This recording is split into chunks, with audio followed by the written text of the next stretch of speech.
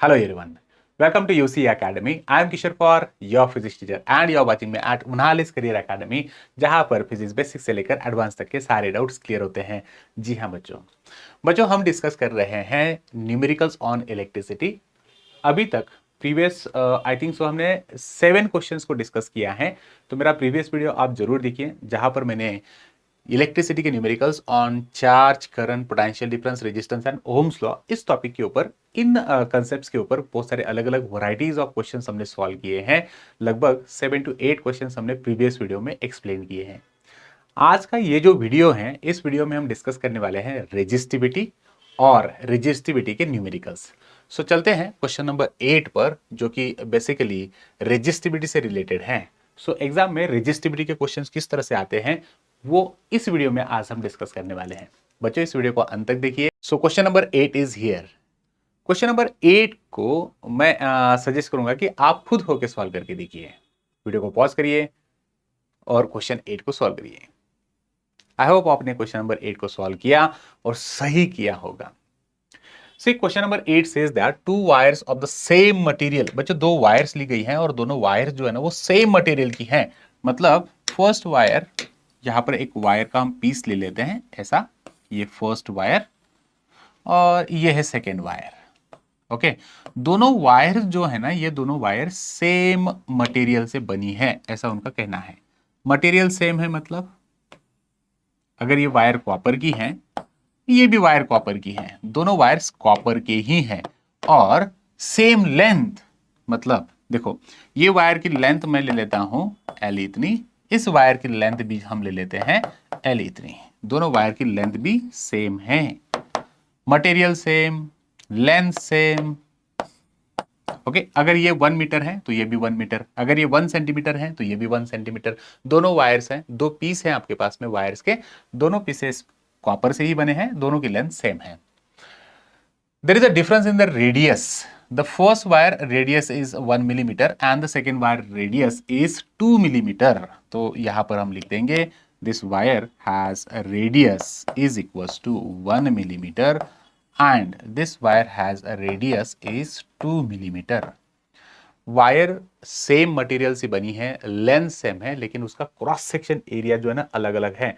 इसका cross section area अगर हम यहां पर 1 ले लेते हैं तो इसका क्रॉस सेक्शन एरिया डबल हो जाएगा, रेडियस डबल है। रिस्पेक्टिवली कंपेयर 1, कंपेयर करना है आपको रेजिस्टेंस, इन दोनों का रेजिस्टेंस कंपेयर करिए और इन दोनों का स्पेसिफिक रेजिस्टेंस को कंपेयर करना है। चलते हैं, पहले हम क्या कर देंगे ना, वायर 1 और वायर 2 इनका रेजिस्टेंस कंपेयर करके देखते हैं। So number 1 resistance. बच्चों आप रेजिस्टेंस का फॉर्मूला बताइए, कैसे रेजिस्टेंस इसका सॉल्व करोगे। चलते हैं, हम ले लेंगे यहां पर रेजिस्टेंस सॉल्व करने के लिए R is equal to rho L by A, ये रेजिस्टेंस का फॉर्मूला है, बराबर है। रेजिस्टेंस को हम कैसे निकालते हैं, resistance R is equal to rho L by A. ये फर्स्ट वायर का रेजिस्टेंस मैंने यहां पर निकाल रहा हूं, तो फर्स्ट वायर का resistance R1 is equals to rho, L कितनी दी है हमारे पास, लेंथ LE है, एरिया कितना है, area is pi R square. अब ये पाई आर स्क्वायर मतलब क्या होगा, देखो एरिया को हम निकालते हैं कैसे, एरिया को हम निकालते हैं पाई आर स्क्वायर ऐसे। तो पाई की वैल्यू हम ले लेंगे और आर कितना है, आर जो है हम यहाँ पर वो 1 है, तो 1 का स्क्वायर मैंने लिख दिया, तो ये मिला मुझे R1। वेराज R2 को सॉल्व करके देखते हैं भाई, अभी R2 कितना मिलेगा हमें। ओके, देयरफॉर इस साइड में सॉल्व करने वाला हूं मैं R2 को। Therefore R2 is equals to rho L by A, बराबर है। रो एज इट इज रहा, L कितना है, L एज इट इज रहा, लेकिन यहां पर R की जो वैल्यू है वो 2 है, तो 2 का स्क्वायर कर देंगे, बराबर है। ये हमें मिला R2।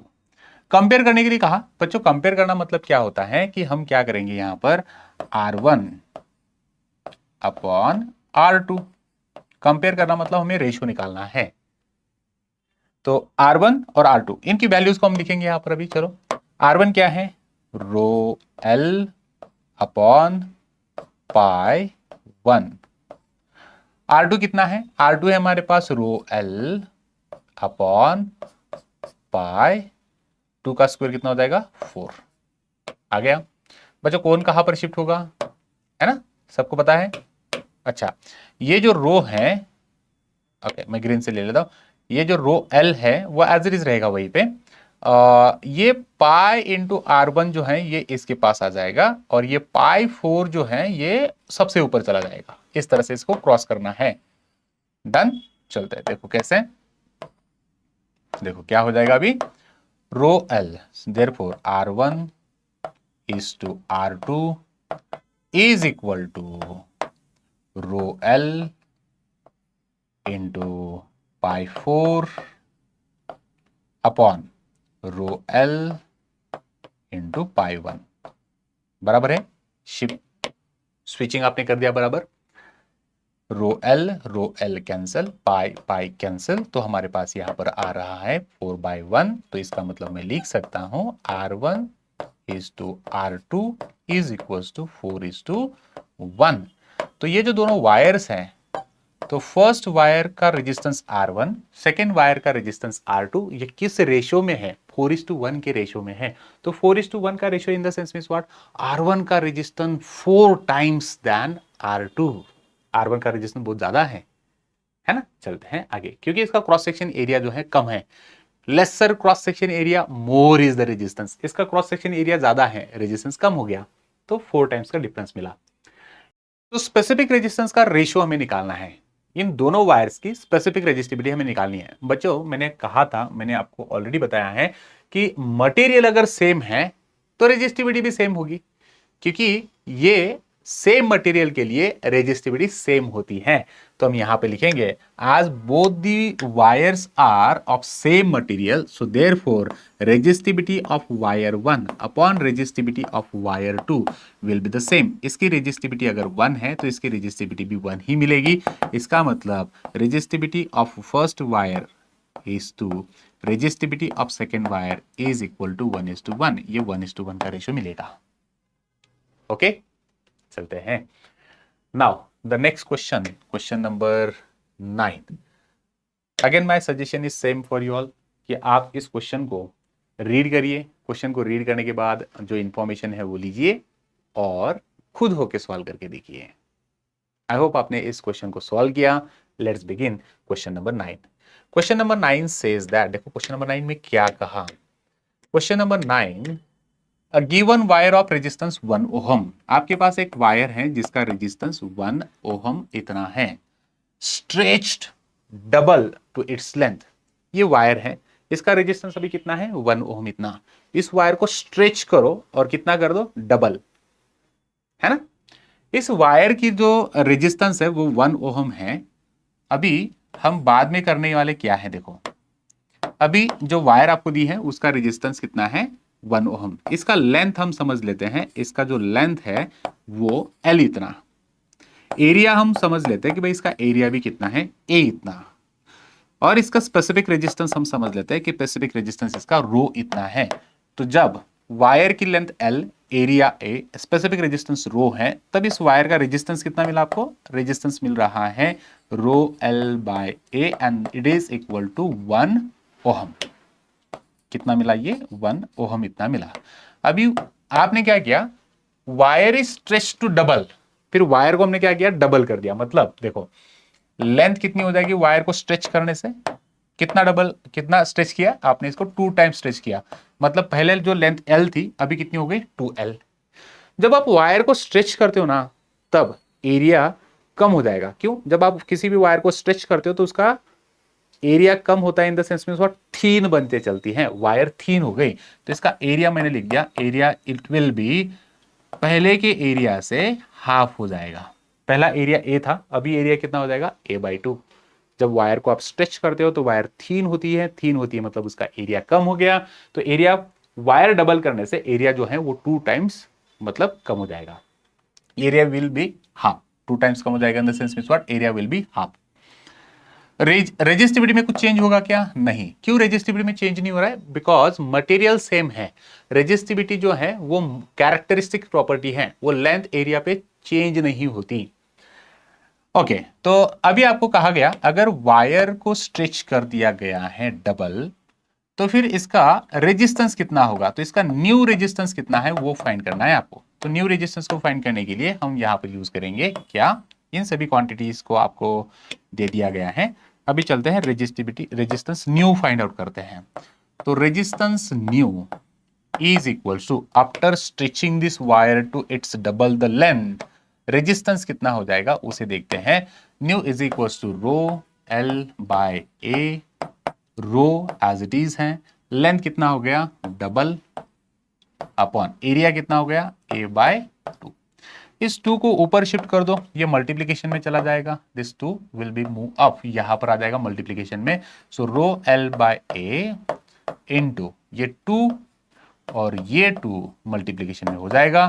तो रो एल बाय ए कितना हो गया, रो एल बाय ए हो गया है 4, ये हो गया 4। बच्चों पहले रो एल बाय ए की वैल्यू कितनी है, रो एल बाय ए की वैल्यू हमें दी है 1 ओहम, और अभी जो न्यू रेजिस्टेंस आ जाएगा वो कितना हो जाएगा, so new resistance will B 4 ohm. मतलब फर्स्ट इनिशियल स्टेज पे वायर को स्ट्रेच करने से पहले जो रेजिस्टेंस था उस रेजिस्टेंस से ये 4 टाइम इंक्रीज हो जाएगा।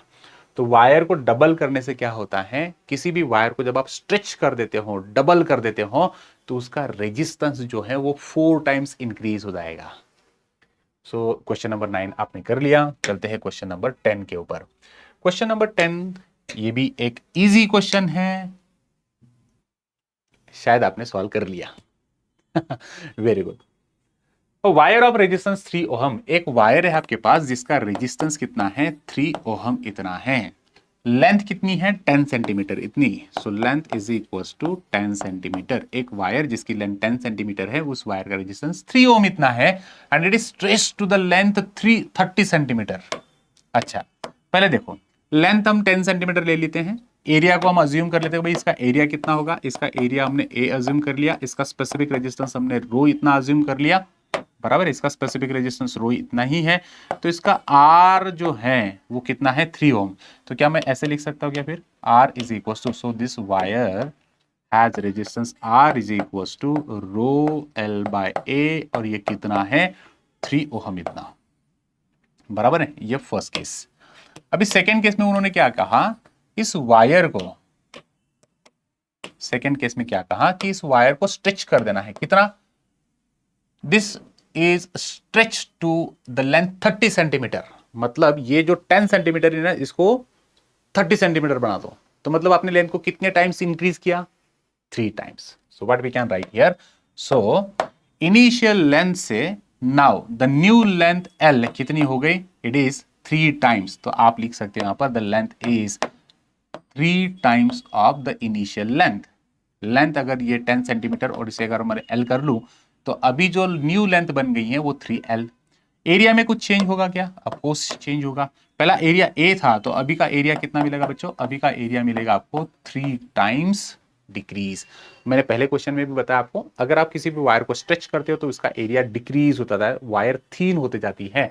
तो जब आपने वायर को डबल किया तो एरिया जो है वो इनिशियल से a/2 हो गया। अभी वायर को ट्रिपल कर दो तो एरिया कितना हो जाएगा a/3। वायर को 4 टाइम्स स्ट्रेच करो तो एरिया कितना हो जाएगा a/4, पहले एरिया से 4 टाइम्स कम हो जाएगा ऐसे। तो एरिया अभी कितना हो गया है, एरिया हो चुका है अभी a/3। रो में कुछ चेंज होगा क्या, नहीं। रो क्यों चेंज नहीं हुआ, क्योंकि मटेरियल चेंज नहीं किया आपने, वही वायर को स्ट्रेच किया है बस, रेजिस्टिविटी चेंज नहीं किया आपने। रेजिस्टिविटी चेंज नहीं होगी जब तक मटेरियल सेम है, तब तक रेजिस्टिविटी चेंज नहीं होती है। Material same, resistivity same. तो इसका न्यू रेजिस्टेंस का कितना है वो निकालना है। ओके, तो इसका न्यू रेजिस्टेंस कितना, what will be the new resistance, R new कितना है ना वो देखते हैं। तो बच्चों आर न्यू को सॉल्व करना है। पहला रो बाय एल की वैल्यू कितनी है 3 ओम, आर मतलब फर्स्ट केस में, इनिशियल केस में रो एल बाय ए कितना है 3 ओम। चलते हैं, new resistance is equals to rho L by A. Rho की वैल्यू कितनी है, रो इतनी, एल कितना हो गया 3 times of initial length.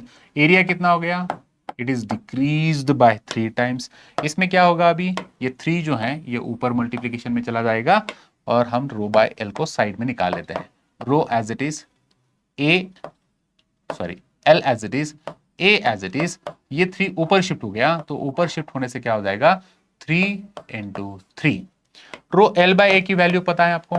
Initial case में रो एल बाय ए कितना था, इनिशियल केस में रो एल बाय ए 3 ओम था। तो यहां पर आप अगर इसे कैलकुलेट कर लेते हो तो ये मिल जाएगा 3 3 9, 9 3 27 ओहम। तो न्यू रेजिस्टेंस जो है, अगर किसी भी वायर को आप 3 टाइम्स स्ट्रेच कर देते हो तो उसका लेंथ 3 टाइम्स बढ़ गया, एरिया 3 टाइम्स कम हो जाएगा। तो प्रीवियस रेजिस्टेंस से न्यू रेजिस्टेंस कितना मिलेगा, प्रीवियस रेजिस्टेंस से न्यू रेजिस्टेंस जो है वो 9 टाइम्स इंक्रीज होने वाला है, 9 टाइम्स इंक्रीज हो जाएगा। तो इसका रेजिस्टेंस 3, तो ये 9 टाइम्स इंक्रीज हुआ 27। चलते हैं अगले क्वेश्चन पर। यह था question number 10। Now the question number 11 is here.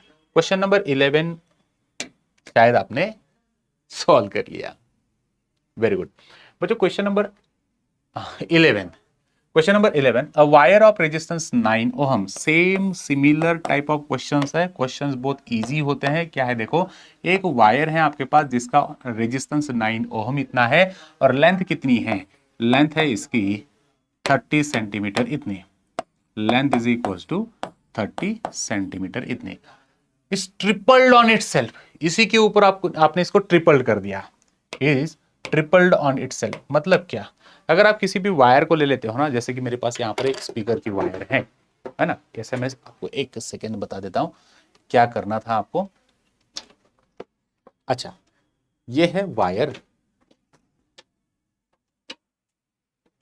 Okay sorry for the disturbance. एक वायर है मेरे पास इस तरह से, डन।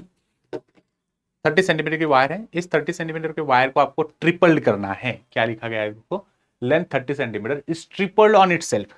तो भाई ट्रिपल ऑन इटसेल्फ मतलब क्या, देखो मैंने अभी इसको बराबर ऐसे 3 टाइम्स इसको रैप कर दिया, 1 2 एंड 3। टोटल लेंथ अगर देखोगे तो ये 30 सेंटीमीटर है। अभी इसको मैंने क्या किया, इस तरह से ट्रिपल ऑन इटसेल्फ ऐसे। तो ट्रिपल ऑन इटसेल्फ करने से क्या हो रहा है, लेंथ कम हो गई, लेंथ कम हो गई, एरिया बढ़ जाएगा। चलते हैं नाउ कुछ इस तरह से, ये वायर इस तरह से आपने इसको ट्रिपल कर दी। तो जब आप ट्रिपल करोगे तो एरिया क्या होगा, बढ़ेगा, और वायर की लेंथ क्या हो गई, कम हो गई। इसे अगर स्ट्रेच कर देते हो तो ये 3 टाइम्स 30 सेंटीमीटर, अगर इसको आपने ट्रिपल कर दिया तो इस तरह से कुछ एरिया में चेंज आपको होकर मिलेगा। लेंथ 30 सेंटीमीटर, इसे हम एल समझ लेते हैं। एरिया कितना था इसका, इसका एरिया हम ए समझ लेते हैं। रो ही है, तो इसका रेजिस्टेंस कितना है, इसका रेजिस्टेंस हम ले लेते हैं rho R is equal to resistance is equal to rho L by A, और कितना है ये 9 ओहम इतना है। Okay, rho L by L की मैग्नीट्यूड कितनी है इनिशियल स्टेज में, 9 ओहम। अभी क्या हो गया ना बच्चों कि इस वायर को आपने अगर ट्रिपल कर दिया, इस वायर को इस तरह से ट्रिपल अगर कर देते हो तो क्या हुआ, लेंथ कम हो गई। चलो न्यू लेंथ कितनी लिखते हैं, न्यू लेंथ कितनी लिखते हैं, लेंथ पहले जो थी 30 सेंटीमीटर, एल कितना था 30 सेंटीमीटर, अभी ये कितना हो गया, अभी ये 3 टाइम्स कम हो गई, length is 3 time decrease. Area में क्या होगा, जब आप लेंथ को डिक्रीज करते हो ना तो वायर थिक हो जाती है, वायर थिक हो गई, तो वायर थिक हो गई, कितने टाइम्स थिक हो गई, 3 टाइम्स, मतलब एरिया जो है वो 3a हमने लिख दिया। ओके, रो में कुछ चेंज ऑफकोर्स नहीं, क्योंकि मटेरियल हमने चेंज नहीं किया। और न्यू रेजिस्टेंस अभी आपको निकालना है कि भाई इस केस में ऐसा करने से, वायर को ट्रिपल करने से रेजिस्टेंस में कुछ फर्क होगा क्या, कुछ चेंज मिलेगा क्या, यस मिलने वाला है।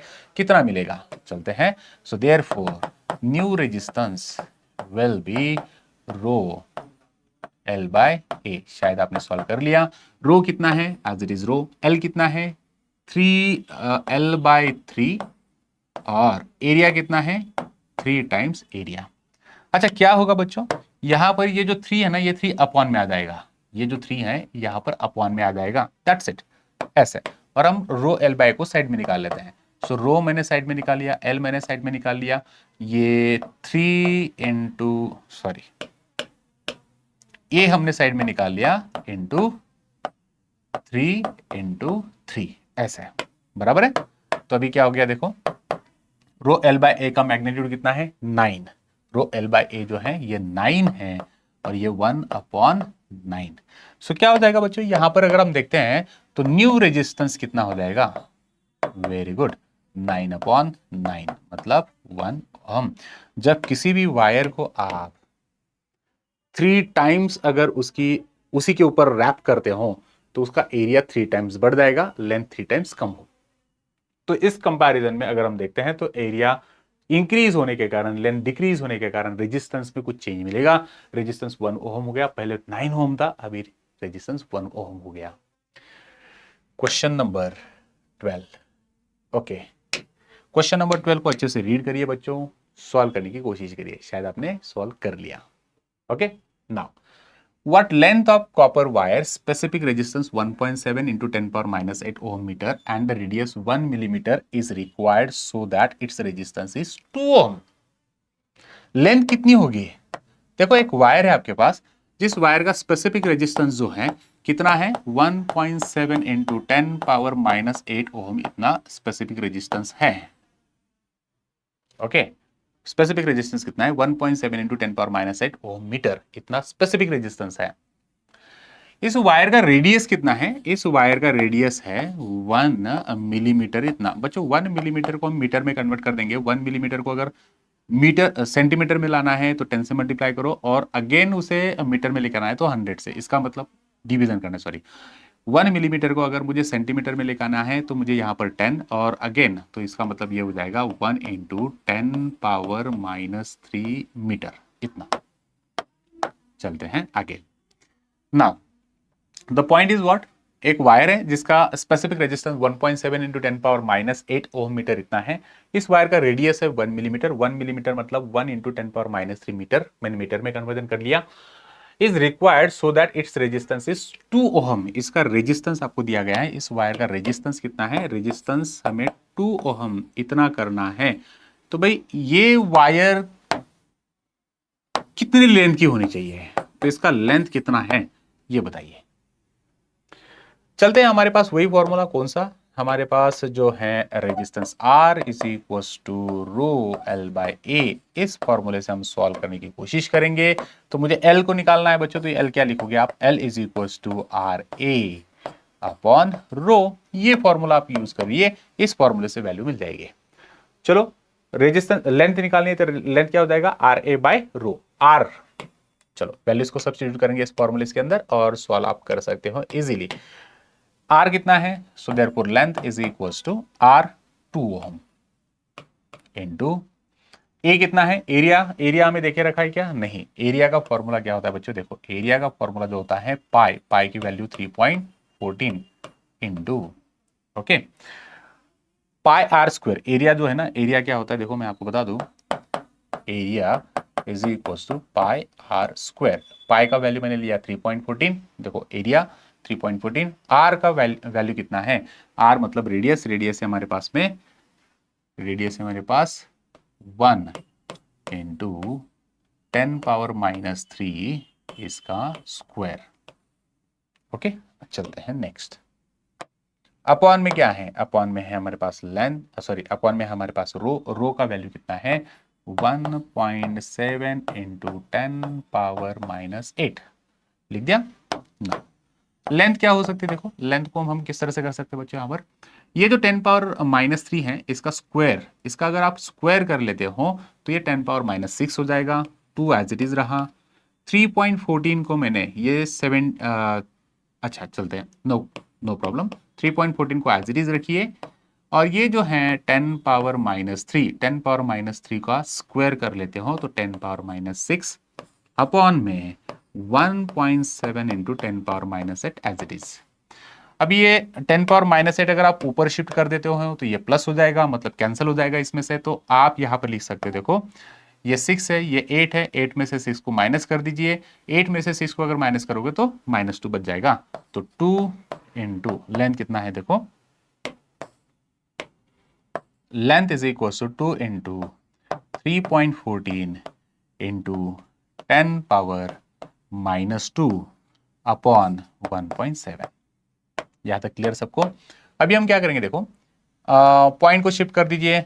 देखो ये -2 है, -2 को अगर 3.14 से अगर मैं 10 पावर -2 से मल्टीप्लाई कर दूं, सॉरी ये माइनस नहीं रहेगा बच्चों, ये प्लस रहेगा। क्यों माइनस नहीं रहेगा? देखो जब आपने ये -8 ऊपर शिफ्ट किया होगा तो प्लस हो जाएगा, और ये प्लस है, एक सेकेंड ना, हाँ ये जो है ये प्लस रहा, और अपॉन में क्या है, अपॉन में आपके पास में आ जाएगा यहाँ पर 1.7। अच्छा 3.14 को अगर मैं 100 से मल्टीप्लाई करूँ, 10 पावर 2 मतलब क्या, 10 पावर 2 मतलब, या 10 का स्क्वायर कितना होता है 100, 3.14 को 100 से मल्टीप्लाई कर दो, 3.14 को 100 से मल्टीप्लाई कर दोगे आप, तो इसका मतलब 2 × 314 अपॉन 17। हाँ अच्छा, इसे सॉल्व अगर आप कर लेते हो तो आपको इसका जो लेंथ है वो मिल जाएगा, एंड लेंथ इज अप्रोक्सीमेटली, इसे मल्टीप्लाई करने के बाद 369.4 मीटर इतनी लेंथ मिल जाने वाली है। तो ये जो वायर है, जिस वायर का रेजिस्टेंस आपको 2 ओम इतना रिक्वायर्ड है, इस वायर की लेंथ कितनी होनी चाहिए, इस वायर की लेंथ होनी चाहिए 369.4 मीटर इतनी। Next question, question number 12, sorry last question, question number 13। Question number 13 says that filament of bulb takes the current 100 milliampere. एक बल्ब है, ओके ये बल्ब, इस बल्ब के अंदर एक फिलामेंट होती है जो टंगस्टन मटेरियल से बनी होती है ना।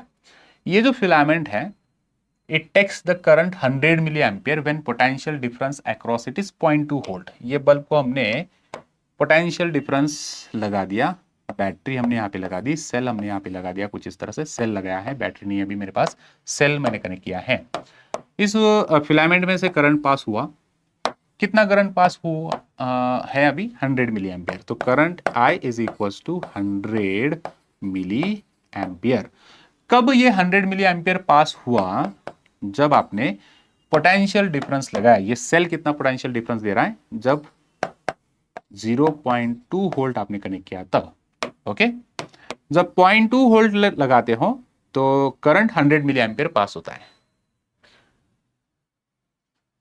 Now when the potential difference across it becomes 1 volt, अभी कितना है 0.2, इसे हम कितना बना देते हैं अभी, देखो नेक्स्ट केस पे चलते हैं।